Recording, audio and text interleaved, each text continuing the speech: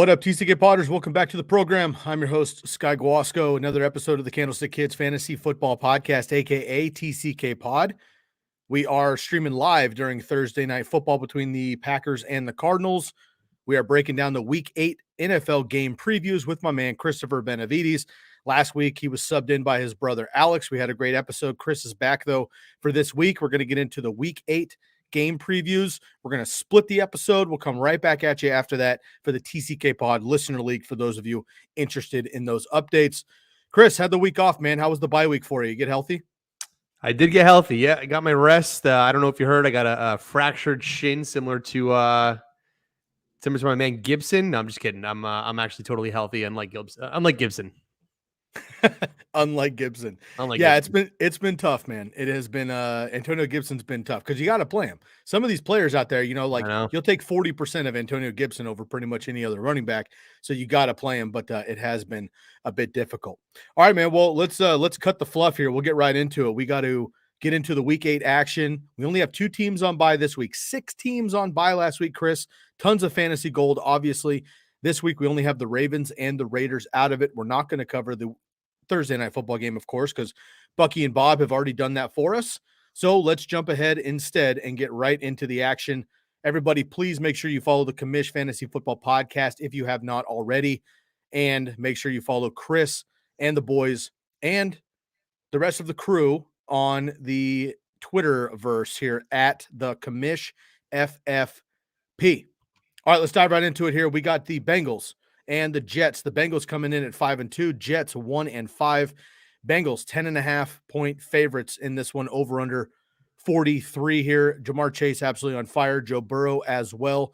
Your man Joe Mixon hasn't been incredible, but could have a nice game here against the Jets, who can't stop anybody. On the other side, Zach Wilson out for a couple weeks. They kicked the tires once again on my man Uncle Flacco, but it looks like he will not be getting the start just yet. Corey Davis, really the only asset there outside of Michael Carter. How do you feel about the Bengals and the Jets this week? Yeah, it's an interesting game. The Bengals are, I believe, the best team in the AFC. Is that correct, the way it stands? Tied record-wise, yes, they are the best team in the AFC North. I know that. Yeah. So, yes. So it's an interesting matchup because obviously the Jets are hurt right now. So you'd think that you'd want to start Corey Davis and potentially start Michael Carter for the Jets here.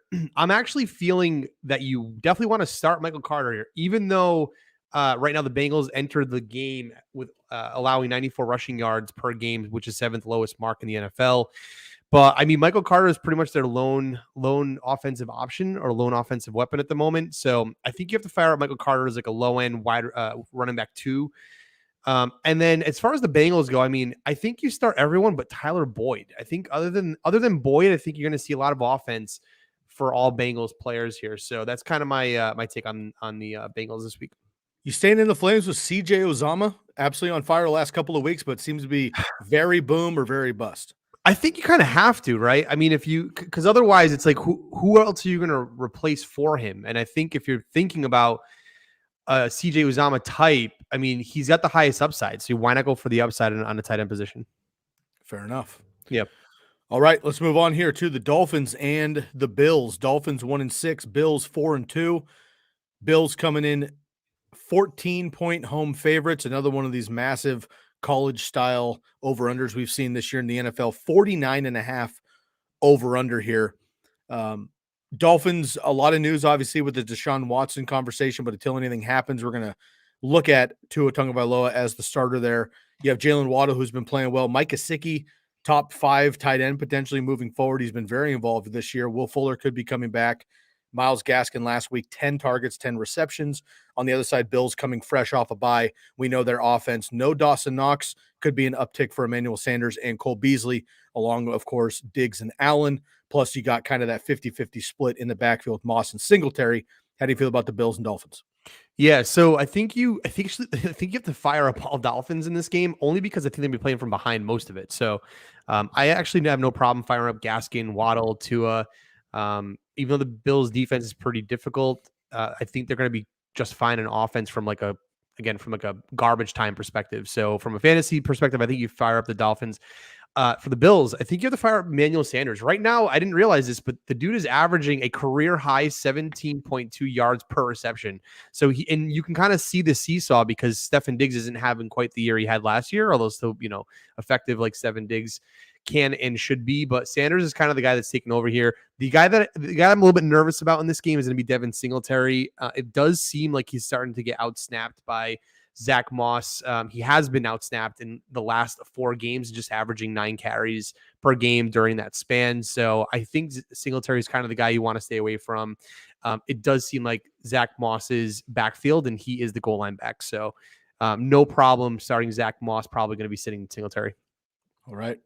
Moving on here to the Eagles and the Lions. I say it every week, but the Lions are the best 0-7 football team probably in NFL history, but they are still winless. 2-5 Eagles here. Should have had a couple more victories this year, but just can't get over the schneid there. 3.5-point road favorites for the Eagles. This could be a sneaky Detroit Lions first win. I'm just going to throw that out there. Only 48.5 over under. I say only because there might not be no defense in this game. We'll see what happens in this one here. So Eagles, of course, Jalen Hurts, 20 fantasy points plus in every start of his career. Miles Sanders out for a couple weeks with the ankle sprain. We got Kenny Gainwell and Boston Scott splitting the work there. Goddard looked great by himself. Devonta Smith is a nice option there as well out of the receiving core. On the other side for the Lions, you got to start Swift. I think my man Jamal Williams is an afterthought at this point, unfortunately. TJ Hawkinson looks like he's bounced back after a knee injury the last couple of weeks. He's been hyper-targeted recently. And in the pass game there, I mean, it seems to be kind of a roulette wheel there. I'm not really comfortable with any of the wide receivers for the Lions, but how are you feeling about Philly and Detroit? Yeah, I agree with you. It's funny that you say that they're the best 0-7 team in history. I agree with you. They are a very talented team. We've talked about this on the Commish podcast a few times. They're competitive, if nothing else. Yeah, exactly. I think they're talented. I just feel like either they're too young or they're just, for whatever reason, they're just not putting a full 4 quarters together. And I guess this could be the game, but I just think the Eagles are talented strictly because Jalen Hurts is much better with the ball in his hands than I think Jared Goff is. So I don't really know which way to slice this game up. I can see it kind of going in a number of directions. I will say that the guy I'm probably feeling most comfortable with is Devonta Smith. Right now, Detroit is giving up the 4th most receiving yards to opposing wideouts this season. And that goes along with an average of 15.7 yards per reception. So I actually do think you'll see a lot of Hurts to Smith type of work this game. But then it can in that sense, Swift be sort of the balance for the Lions in order to kind of, keep this game even and maybe give them the edge in the win this week. All right. Hang on there, Detroit Lions fans. I think the future is bright, but it's going to be a tough turnaround there. I know. All right, Panthers and Falcons. Panthers coming in 3-4, Falcons 3-3. Falcons 3-point home favorite for 46.5 over under in this one. Panthers, again, 3-0 with Christian McCaffrey, 0-4 without him. DJ Moore has come back down to earth. Robbie Anderson, 21 targets the last 2 games, about 4 receptions. You can't get him going, unfortunately, which is just baffling to me. Hubbard's been just fine in a replacement role, but he's not even Mike Davis. And I don't think Mike Davis was that impressive last year. So you have to start him because he's a running back, but he's more of a flex to me than like an automatic RB1 or RB2. And on the other side for the Falcons, I really am excited for obviously Kyle Pitts, back-to-back 100 yards, and he's just now blossoming, which is nice to see. Calvin Ridley, he has 10-plus targets average, but he is not getting the receptions. I think he's due. That could happen this week versus secondary. And then on the other side, it's not Mike Davis. It's going to be Cordero Patterson for me in the backfield. I like Matt Ryan as a streamer as well. Carolina, Atlanta. Yeah, dude, it's a tricky game to sort of assess. I don't know what version of either team you're going to get. The Falcons are obviously playing a lot better. Pitts is turning it up, like you just mentioned. The Panthers are not playing good at all, so it's really difficult to assess what game you're going to get. You're kind of meeting 2 teams that have presumably like flopped places in the from the start of the year to now, and all of a sudden they're up against each other. So I mean, from a fantasy perspective, I think you sit Mike Davis. Cordero Patterson is the guy in the backfield. He's taking all the red zone work. He's taking the goal line work. He's taking the passing work. He's taking all the work. Sit Mike Davis. And then the other guy I think you sit this week is going to be Robbie Anderson. He has seen a respectable 9 targets in week 7, but he's just turned those into 3 receptions for 14 yards. The dude is not really, I mean, I don't even know what to say. He's like less than efficient or less than inefficient. Whatever an inefficient wide receiver is, he's worse than that right now. I don't know. It's like you can't like script this. DJ Moore is even taking a hit right now. I mean, just Sam Darnold's just not doing it. We had someone on our IG page at the Commish FFP on Instagram, and he's like, talking about Sam Darnold. He's actually talking about Geno Smith as well. He's like, you can take the guy out of the Jets, but you can't take the Jets out of the guy. So that's the way. It's the way it is right now. Yeah, it's a bummer, and it's we've had a lot of this like post Adam Gase situation. Ryan Tannehill, Kenyon Drake, Sam Darnold to start the season. Robbie Anderson last year, but unfortunately, it just isn't happening. And Robbie Anderson doesn't make sense. Like, there's no excuses for it. Like, he's getting open. He's getting mad target. I mean, 11 targets 2 weeks ago, 9 last week. He's getting the targets, played very well last year, played well with Sam Darnold and the Jets. The offense just isn't the same. Nobody's afraid of the run game because Christian McCaffrey's gone. So they can back off, and now they can cover the wide receivers, and the schedule has tightened up as well. So tough sledding here for the Panthers. Started 3-0. They now are 0-4 over the last 4. All right, let's move on here to the Rams and the Texans. Yikes. You don't see much more lopsided than this one here. Rams 6-1, Texans 1-6. Rams are 14.5-point road favorites. Chris, I don't think, unless it was a Buccaneers over-under this year that I'm not thinking of off top, I don't remember seeing a professional over-under of 14 plus points from a road team. This is pretty extraordinary here. 47.5 over under, which is bad news for the Texans, because if they have the Rams winning by 2 touchdowns and it's 47 over under, they don't have the Texans scoring more than maybe 2 touchdowns. This one could get ugly in a hurry. For the Rams, you start your studs. I love Henderson, start of the week here. Stafford, the only issue with Stafford and really all these weapons is what the Cardinals did last week. They get up early, they start smashing, and then they kind of run out of time to have to like put up points. So you just have like dud numbers because they run out of time. Stafford, Henderson, Kupp, even Woods and Higbee, I think, are all automatic starts this week. And of course, that Rams DST on the other side for the Texans. If Tyrod Taylor plays, I would sit him unless you're in a super flex league. And Brandon Cooks remains the only one on the Texans that I'm remotely interested. Also, if you missed it somehow at this point, now you have Mark Ingram, who has been shipped back to New Orleans. So he's no longer in the backfield. So there's a little bit more opening for David Johnson and Phillip Lindsay, but I'm still not interested in either of those guys against the Rams this week. Yeah, so the only thing that I would consider, I just want to touch on David Johnson briefly. So the Rams right now are giving up the 6th most receiving yards to running backs. They've let up 364 yards to running backs this year.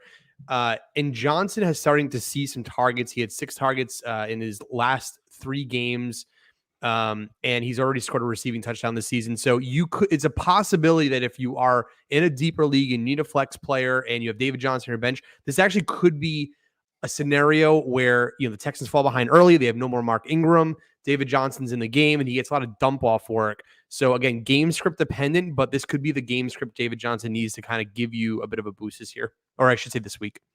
Totally agree.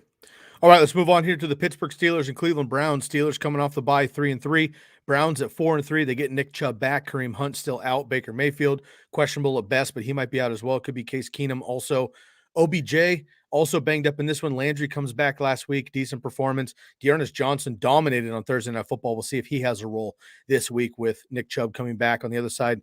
Steelers, Big Ben is a super flex play at most. Deontay Johnson is a must play. He's getting, double-digit targets every week. Chase Claypool, nice deep option there. And then Najee Harris, of course, with his volume there as well. Chris, this should be a fun game. And again, both of these teams all of a sudden looking up, not only at the Ravens, which you can understand, but at the Cincinnati Bengals.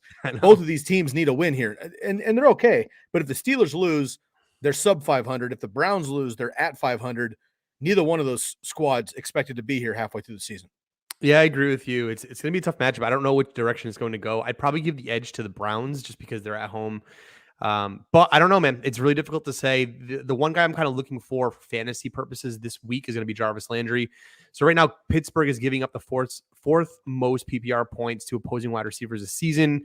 And they've let up 9 receiving touchdowns. So they're not, I mean, they're notoriously known for having a good defense, but just this season, they really haven't put it together. And you could see some glimpses and flash from Jarvis Landry, who's 2 weeks healthy, I believe, at this point. I totally agree. Let's take a quick break here. We got the Titans and the Colts coming up after this break. We're going to give a shout out to our new sponsor, Carifactor. Chris and I will be right back. Hey, TCK Potters and Fantasy Focus community. Are you looking for options for hair loss? There are many options out there for treating it. However, most products treat the cause, such as DHT, and don't do much to support the growth of new and stronger hair. It's like removing harmful weeds from your lawn, but not doing much to fertilize the grass. That's why the Fantasy Focus and TCK team has partnered with Carifactor.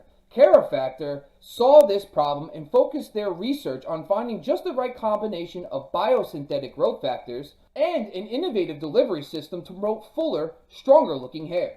So whether you're a listener who suffers from various forms of alopecia or even stress-related hair loss, the Carifactor treatment is the perfect scalp-friendly solution that can help and influence stronger and healthy hair throughout all stages of the hair life cycle. And now, exclusively for TCK listeners, use the promo code TCK at checkout to get 15% off all products at shop.mycarifactor.com. That's shop.mykerafactor.com. Carifactor, skincare for hair. All right, let's get into the Titans and the Colts.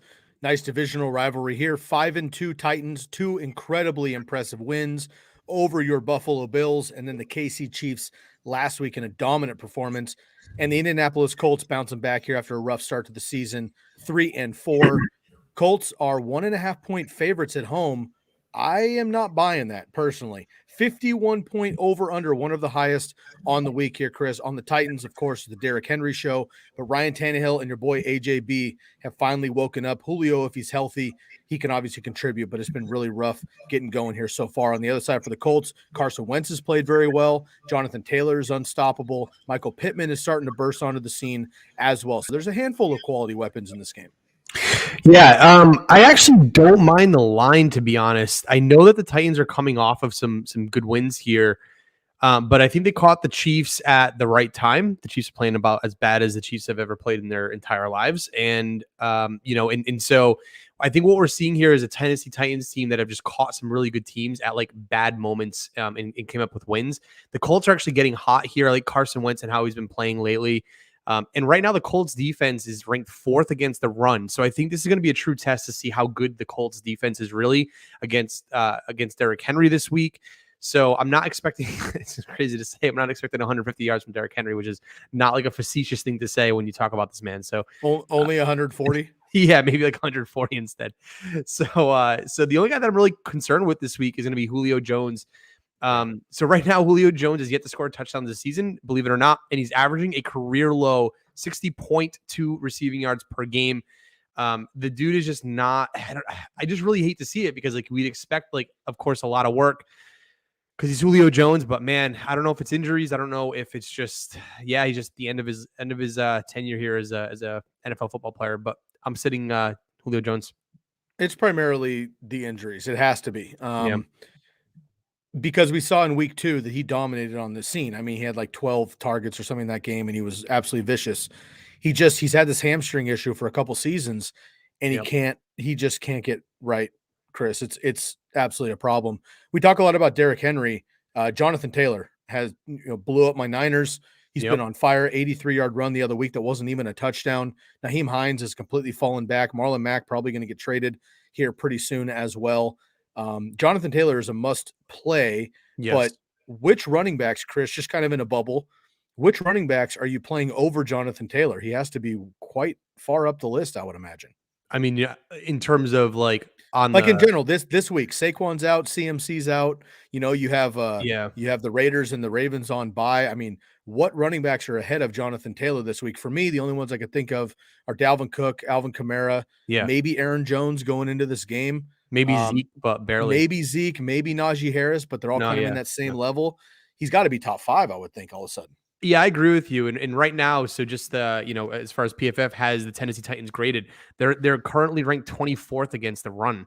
So, this is this is Jonathan Taylor territory as far as I'm concerned. Absolutely. And game script wise, every team tries to do it, but it's hard to do. But if any team could do it, it's the Colts. They have a similar run game, so you can keep Henry off the field if you either run up the score or you keep the ball in your hands. And that's what the Colts are going to have to try to do against their AFC South rivals. All right, Chris, let's move on here. Jaguars and Seahawks, 1-5 Jags off the bye. Seahawks 2-5. Of course, if they had Russell Wilson, I'm sure they'd be at least 500, but nonetheless, 2-5 right now. Seahawks 3.5-point favorite at home. Over under 44, not much of a score there predicted by the money lines. Jaguars coming off. The only one I'm really interested in casual leagues is going to be James Robinson. LaVisca's not LaVisca. Marvin Jones I always love, but he's kind of hit or miss. And Trevor Lawrence is strictly a super flex stream, in my opinion. On the other side for the Seahawks, it's DK Metcalf. I know he only had the 2 catches, whatever, but he is the one getting the work right now from Geno Smith. Tyler Lockett is a desperate flex play. He's nothing more, in my opinion. Alex Collins even is somebody I'd be looking to go away from if you can. Again, last week we had 6 teams on bye, and we had like 6 top 15 running backs. This week we have Josh Jacobs, Kenyon Drake, and whoever's the starter for the Ravens. Not much more difficult. So I don't think you even have to play Alex Collins if you didn't want to. And personally, I may not, just because the efficiency isn't there. He's strictly based on volume. I don't like that too much. Yeah, I agree with you. This is kind of a tough game to assess from a fantasy perspective. I mean, Alex Collins, kind of talked about him. I mean, so the Jaguars have given up 8 rushing touchdowns on the season, which ties for second highest in the NFL. So you could see a lot of sort of groundwork out of the Seattle running back, Alex Collins, and he could end up being a nice flex play. Bro, I am very nervous about the wide receivers for Seattle. I know that DK seems like a must start, but I might even go so far as if you're not in a deep league and you have like a short bench and you can have a better option, I might consider it until Russell Wilson gets back. I know that he has always that upside of scoring touchdowns, but without the touchdowns, I don't know that you're going to get a good game. So I don't know. I don't know where to play him. I mean, he's playing the Jaguars, so maybe they do find something, a little bit of life here, but Geno's not cutting it, dude. And it sucks because I thought Geno was going to be a good quarterback coming out and, putting up some numbers against the Rams the way he did off the bench. So just the shame that he's not, he hasn't, taken to the offense. It's interesting. Sometimes you see the backup quarterback come in relief and like the adrenaline of the game, the flow of everyone rooting for him and like the team's hyped and whatever. Yeah. A lot of times they actually do well in relief. And then they get like the full week of starts, the full week of film, number one, whatever. And they just kind of like fade out a little bit. And I think it's so much of that is like game flow, adrenaline, and like, this is my shot. Yep. Like, my man, Nick Mullins was like famous for that. He come in relief and he crush. And then he'd be named the starter and then fall off a cliff the next week, dude. It's interesting how that happens. Okay, let's move on to the Patriots and the Chargers. Your Patriots 3-4, Chargers 4-2 off the bye. Chargers 4-point home favorites, 50-point over/under. Mac Jones playing quite well. Jacoby Myers still yet to have his touchdown, but he is the number one there. And Damian Harris seems to be a must start every week as long as Bill could trust him. He's even fumbled a couple of times, but still able to get those touchdowns, which is obviously almighty in fantasy football. J.J. Taylor had 2 touchdowns as well, though. So Ramondre Stevenson was a healthy scratch. I'm not really sure what that was about. On the other side, though, you start your studs. I know that Keenan Allen, Mike Williams, Justin Herbert, Austin Eckler, for their standards, they've had quote-unquote down weeks. It's a bye week. The Patriots have been playing well, but it's not the Patriots of old. I think they're going to be just fine. This is a get-right game for the Chargers. This would be a fun one, man. I'd be interested to see you and Alex sitting on the same couch. Alex is a Patriots fan by heart, but like a new Chargers fan. You're a Patriots fan forever. Yeah. I wonder how the rooting interest would go in this one. Well, it's funny because I also have Austin Eckler in the home league, so I'm like high key hoping that he has a game. Yeah. I will note this though. Austin Eckler came up with a hip injury, so and it's a newer injury, so you have to monitor that. Hopefully he can pull through it and plays for everyone. But yeah, dude, it's going to be an interesting game. The Pats are going across country. It's a pretty far trip for them. It's really difficult to say because last year I'm pretty sure the Patriots gave them a freaking spanking, and it was dominated. It was the Bill Belichick rookie quarterback curse. Except this year, Herbert's not a rookie anymore. So I expect the Chargers to come out, off the bye and just play a lot better. The Patriots, from a fantasy perspective, again, you are right. You have to settle your studs on the Chargers. The Pats defense are playing well, but again, there's enough holes in that team. They're not particularly good against the run. I think Austin Eckler, if he's healthy, will give them an absolute headache. On the Pats side, I think 100% you have to start Damian Harris. He's gone back-to-back games with 100 rushing yards and 1 touchdown, so he's a lock. He's running back 16 in PPR. He gets 0 passing work. So just to put that into perspective of how dominant he's been on the run without any passing work at all. The only guy that I'm worried about, who I've loved this season, I'm really pulling for him to get a touchdown, is Jacoby Myers. He's yet to score an NFL touchdown. He had his sole touchdown. He found the end zone, get taken back over a holding call. It was like last week. So right now the Chargers are relatively dominant against the passing work. They've let up the fewest PPR fantasy points in that position to wide receivers. They've allowed the fewest receptions at 66 and the fewest receiving yards to opposing wide receivers. So Mac Jones will probably have his hands full this week against the Chargers, and going across country, playing a good offensive team. I'd like the Pats to keep it close, but it could get out of hand. Something I just thought about, which is just kind of weird, but it took Tom Brady more than 20 years in the NFL to play a game in Los Angeles somehow. Yeah. And Mac Jones is doing it in like week 8. I think this is I just think that's kind of interesting. All right, let's move on here to the Bucs and the Saints. The Bucs 6-1. The Bucs are a very strong 6-1. The Saints are, I think, kind of a facade 4-2.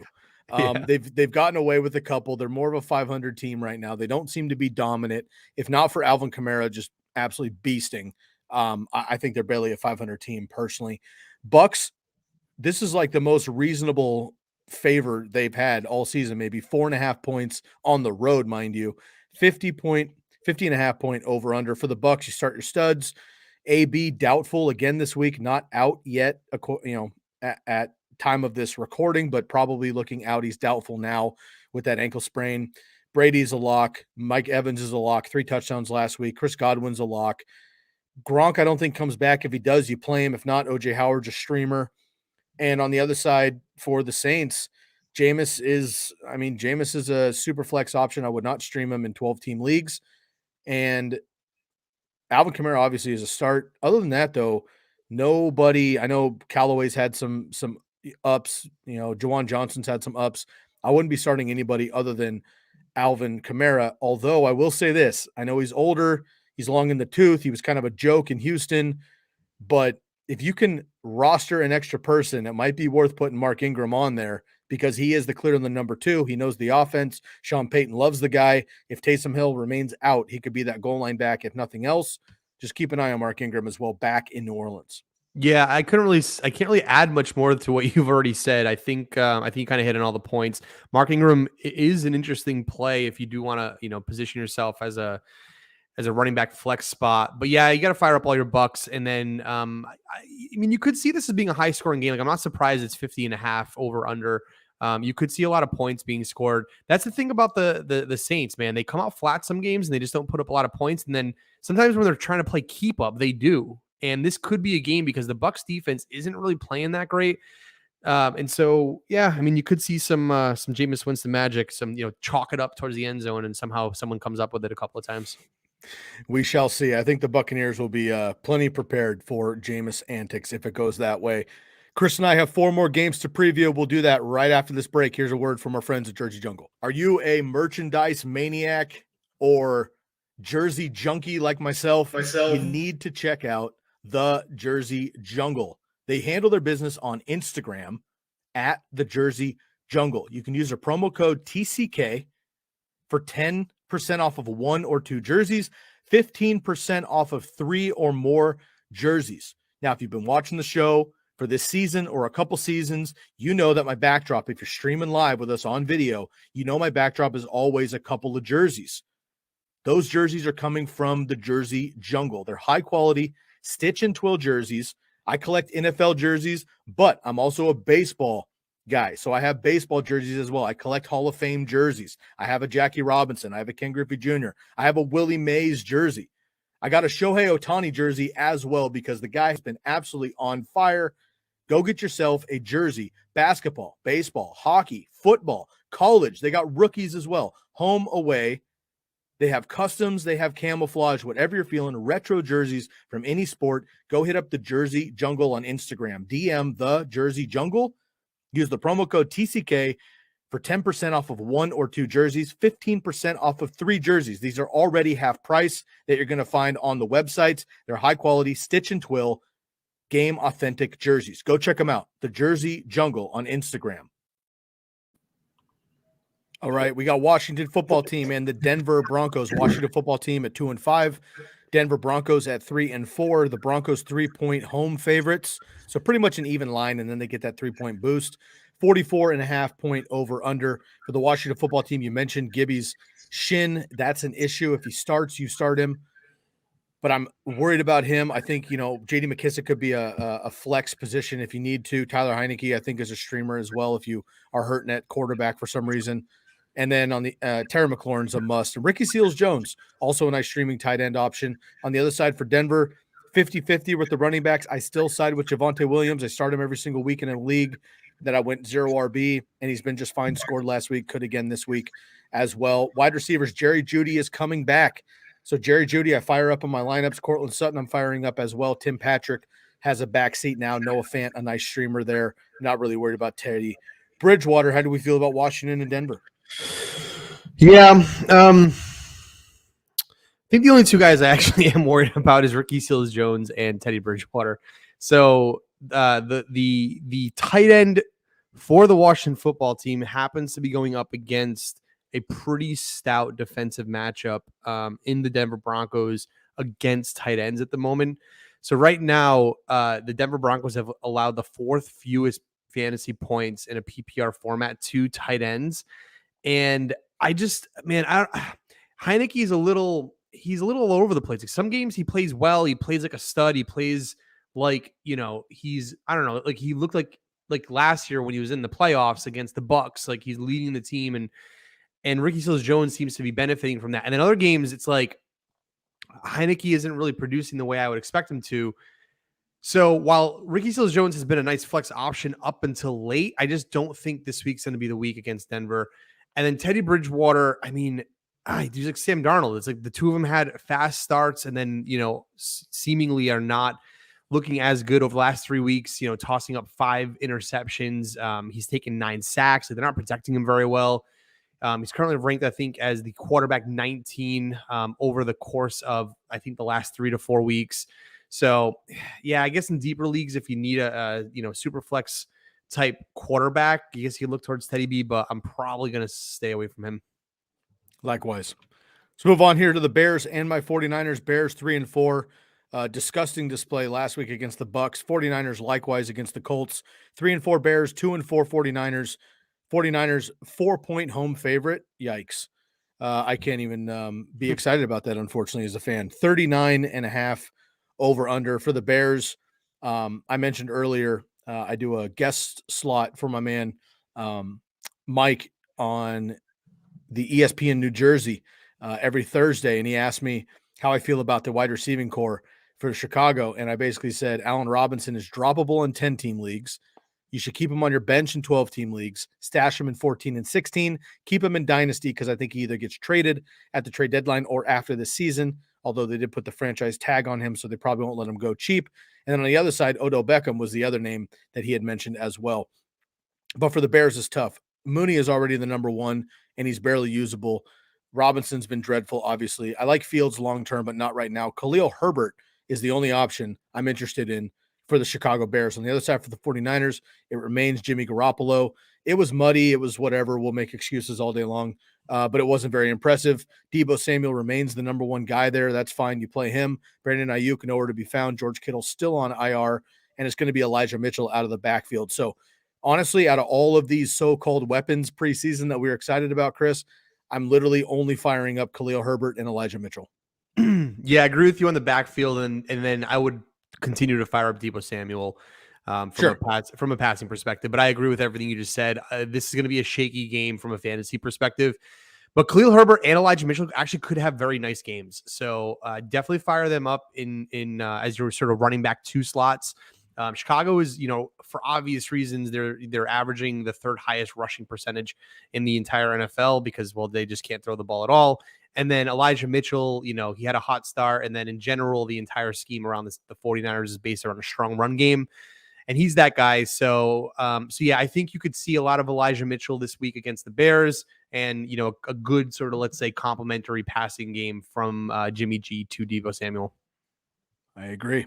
Hopefully the Niners can get it going here, but tough team all around. I'll take the under on 39.5. Question for you, Sky, before we move on here. From for defensive leagues, are you confident in playing the Bears defense against the 49ers this week? Not the Bears defense, but I'll play the Niners defense versus Chicago. Fair enough. Okay. Moving on here. Sunday Night Football. Dallas Cowboys and Minnesota Vikings both off of the bye. 5-1 Cowboys, 3-3 Vikings. Cowboys 1.5-point road favorites. 55-point over under, highest on the week. There's going to be a lot of, or should be, I should say, a lot of scoring in this game here. Dak Prescott technically questionable here. I expect him to play. If he doesn't, this is obviously a completely different conversation all the way around. Let's assume he plays. If he plays, I'm going Dak. I'm going Zeke. Pollard is a flex if you need him. Lamb over Cooper, but Cooper and Lamb you start. And, of course, Dalton Schultz, who's been on fire as well. On the other side, you start your studs for the Vikings too. Kirk Cousins, dominant, 4th in the NFL against man coverage. The Dallas Cowboys play man coverage on 41% of the time. I like Kirk Cousins a lot in this one. Dalvin Cook, of course. Madison, not so much. The comparison with Madison and Pollard for fantasy makes sense because they're high-profile handcuffs, but they're not at all equal when it comes to NFL usage. Tony Pollard has a role with the Dallas Cowboys no matter what. Madison does not if Dalvin Cook is healthy. So I sit Madison, but I can flex Tony Pollard. And then I'm going to go with Thielen and hope for the touchdown upside. Of course, Justin Jefferson. And then I know Conklin's fun as a streaming tight end. We've wanted that, but not really into it. If you're in a deeper league or you need a deeper flex or maybe DFS, take a look at KJ Osborne.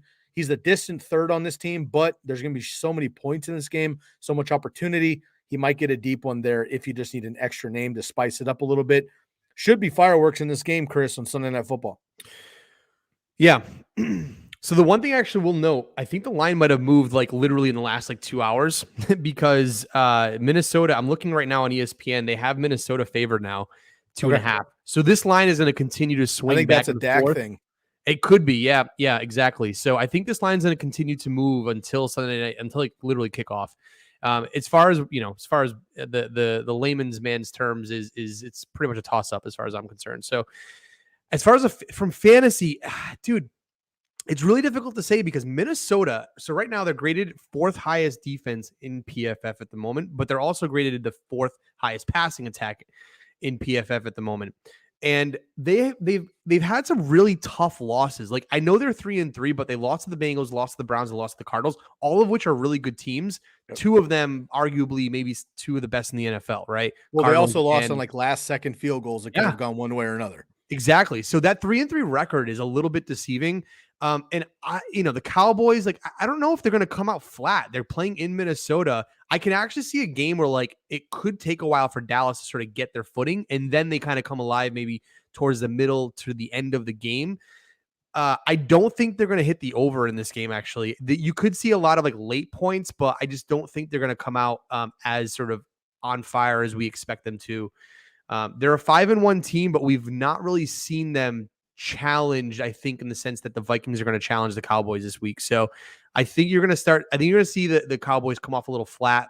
I'd probably not start Amari Cooper if you can't avoid him. You got to start Zeke. You got to start Lamb. You probably got to start Schultz. On the Viking side, Thielen, Jefferson, Cook, probably Cousins. You feel comfortable starting Cousins, although he hasn't been playing as well lately. You have to start Cousins. So yeah, that's kind of where I'm at. I'm a little bit weary as to where this game's going to end up. Kirk Cousins in primetime has been difficult, but he is my quarterback stream of the week this week. I think he's going to be just fine. 24 fantasy points in 6 of his games this year, and I think he's going to be just fine. All right, let's talk about your boy here, Daniel Jones and the Giants up against the under 500 Kansas City Chiefs. 2-5 Giants go into Arrowhead. 3-4 Chiefs.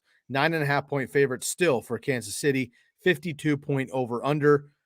Daniel Jones is a nice streamer this week. Ryan Tannehill and everybody else has shredded this defense. I like Daniel Jones as a streamer. You can still ride Devontae Booker as an RB2 flex position. whoever starts at wide receiver for the Giants, I mean, I guess you can throw them in as a Kadarius Toney's Shepard.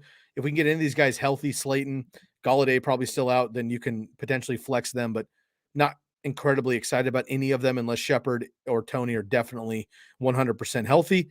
And then Evan Ingram, I'm going to scratch if I can. On the other side for the Chiefs, I know it's been rough, but Tyreek Hill is still the number 2 wide receiver in fantasy football, and it feels like he's been a complete dud lately. He's still the number 2 PPR fantasy receiver. You start Mahomes, obviously. You start Kelsey, you'll be just fine. And Darrell Williams, again, you're gonna fire him up as an RB2 here with these other guys out for the Raiders and Ravens. So Giants, Chiefs. I don't think the Giants win this game, but we haven't thought anybody was going to beat the Chiefs, and they have been upset multiple times. Mahomes at home in prime time, though. I think this is a get-right game for the Chiefs. Yeah, you'd hope so. As much as I want to see the Giants win, life feels off with the Chiefs being this bad. So I just think that they need that get-right game. This seems to be the time to do it. But, bro, if they don't and they lose to the Giants, I mean, it's going to be – I mean, they might burn that stadium to the ground. I don't know. I don't know what you say at that point. The Giants will likely be playing catch up. So I actually agree with you. Like Kadarius Toney, as far as I can see, he's healthy. He's gonna be playing. Shepard's still questionable, but I think he's gonna be playing. I think you're gonna see a lot of Daniel Jones on the ground this week. He's been, dude. Did you see that catch last week? He pulled his Odell Beckham Daniel Jones catch. My man's is a good quarterback. I don't care what anybody says. He runs it. He can throw it. He does it all. He catches it.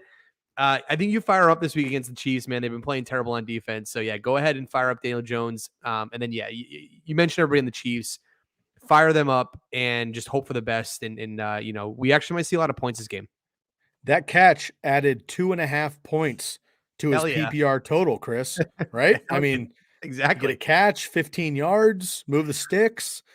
So for those of you who are a bit, I mean, he's no Nick Foles, but I mean that was a hell of a grab. But he's better than Tom Brady, let's be honest. So so for those of you, just to add a little context here, I won't take too much time here, but Sky was a guest on the Commish Fantasy Football podcast. We did a Commish Debates episode where I argued in favor of Daniel Jones topping off at quarterback 18. Josh, our one of our co-hosts on the Commish podcast, argued against me. It was this big debate. It's still a debate inside the league. Josh wishes nothing but the worst to Daniel Jones, and I wish nothing but the worst onto Josh. So that's kind of how we've laid it out. Love that. The infighting on the Commish podcast is something you don't see these days. It's a nice throwback to the true sense of brotherly love. Oh, yeah. You love to see that. Chris, that wraps up all of our Week 7 action. We do have one question here in the from the Twitch community, our man 510. Stream Cousins or Jones, both in prime time. Again, Cousins at home versus the Cowboys, Jones on the road versus the Chiefs. Stream one of them, Chris. So you got Cousins or your boy DJ?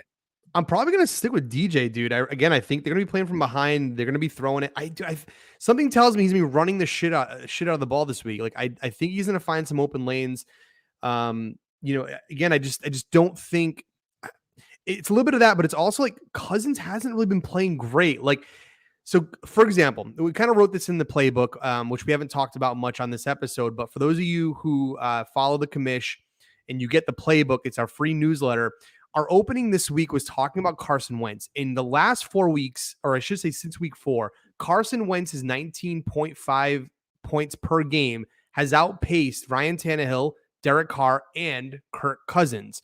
So while Kirk Cousins has played decently overall in from fantasy perspectives, lately he's not been as good. So I just feel like Daniel Jones is going to get something going here against the Chiefs. They just haven't been playing well. They'll get right in the sense of a win, but that defense has massive holes. I think Daniel Jones exploits them. So I'd go Daniel Jones this week. All right. Of course, you got the rushing upside there as well. Again, I had already mentioned Kirk Cousins, my start of the week this week, in the implied total of 55. And while Daniel Jones is going to have a lot of opportunity, they most likely will be playing from behind.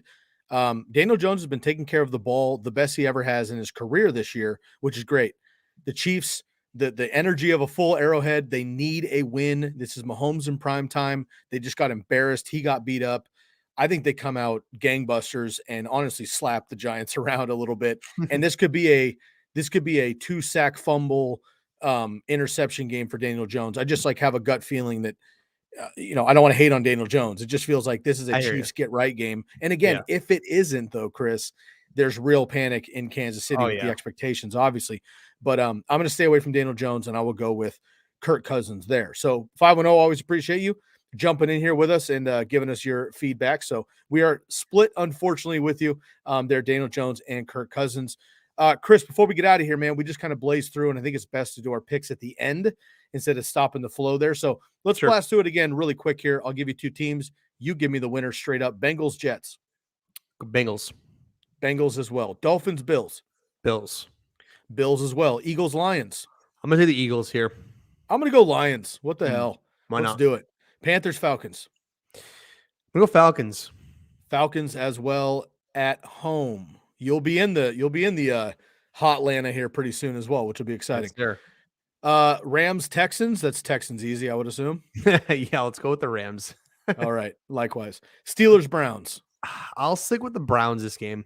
I'm going to go Browns as well. I think Nick Chubb comes back, and I know it's a Steelers run game, but Chubb's going to be just fine.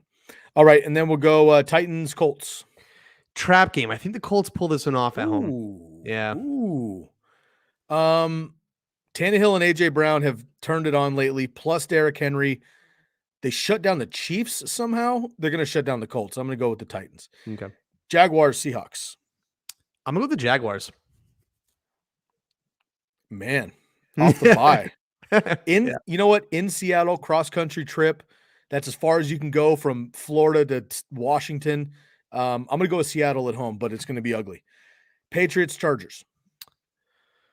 I'm going to go with the Chargers. I'm going to go with the Chargers, but I have a bet that the Pats cover this one. So, all right, Chargers win, Patriots cover. I'll take that. I'll take the Chargers as well at home. Bucks, Saints. We'll go with the Bucks. Bucks as well. Washington football team, Denver Broncos. I'm going to go Washington football team. Yeah, this is kind of a pick 'em too. I'll take Denver. Denver at home. Neither one of these teams has been up to snuff, but that Denver defense has got the edge right now. I'm going to take Denver in a close one. Bears, Niners. I'll take the 49ers here.